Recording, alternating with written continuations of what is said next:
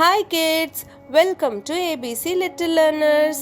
இன்னைக்கு நம்ம என்ன பார்க்க போறோம்னா ஒரு கதை தான் பார்க்க போறோம். அந்த கதையில ஒரு எறும்பும் ஒரு வெட்டுக்கிளியும் வரும்.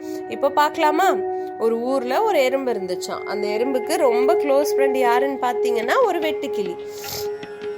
அந்த வெட்டுக்கிளியும் எறும்பும் எப்போதும் ஜாலியாக விளையாடும், ஒன்றா சாப்பிடும், எல்லாம் ஜாலியாக பண்ணும். ஆனால் ஒரு நாள் அந்த வெட்டுக்கிளிக்கு எறும்பு வரவே இல்லை. என்னடா இது, எறும்பு வரவே இல்லை, எங்கே போச்சு அப்படின்னு தேடிட்டு போகும்போது பார்த்தா அந்த எறும்பு அதோட கூட்டத்தோட சேர்ந்து போயிட்டு இருக்கும். அப்போ இது கேட்கும், என்ன ஆச்சு, ஏன் நீ வரல இன்னைக்கு கேட்டதும் அந்த எறும்பு சொல்லும், இல்லை நான் சாப்பாடு பனிக்காலத்துக்காக நாங்கள் இப்போவே சாப்பாடு எல்லாம் ரெடி பண்ணிட்டு இருக்கோம் அப்படின்னு சொல்லும். பனிக்காலத்துக்காக இப்போவே சாப்பாடு ரெடி பண்ணுறீங்களா? அதுக்கு தான் இன்னும் நிறைய டைம் இருக்கு, இப்போவே ஏன் பண்ணுறீங்க அப்படின்னு கேட்கும். இல்லை இப்போவே பண்ணாதான் சரியா இருக்கும் அப்படின்னு சொல்லும்.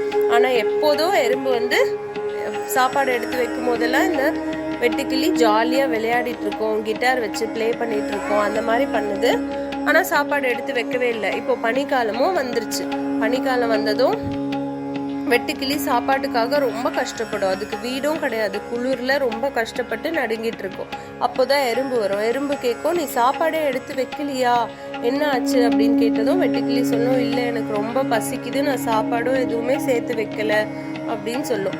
அதுக்கு தான் எறும்பு சொல்லும், இல்லை நீ எப்போதும் சோம்பேறித்தனமா இருக்கக்கூடாது, விளையாட்டா அப்பப்போ வேலையை செய்யணும், நாளைக்கு செய்யலான்னு வெயிட் பண்ணதுனால இப்போ எவ்வளோ கஷ்டமாயிடுச்சு பார்த்தியா அப்படின்னு சொல்லும்.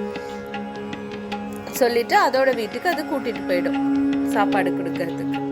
ஓகேவா குட்டீஸ்? இப்போ தெரியுதா? நீங்களும் லேசியா இல்லாம அப்பப்போ எல்லா வேலையும் முடிச்சிருங்க. பாய். தேங்க்யூ.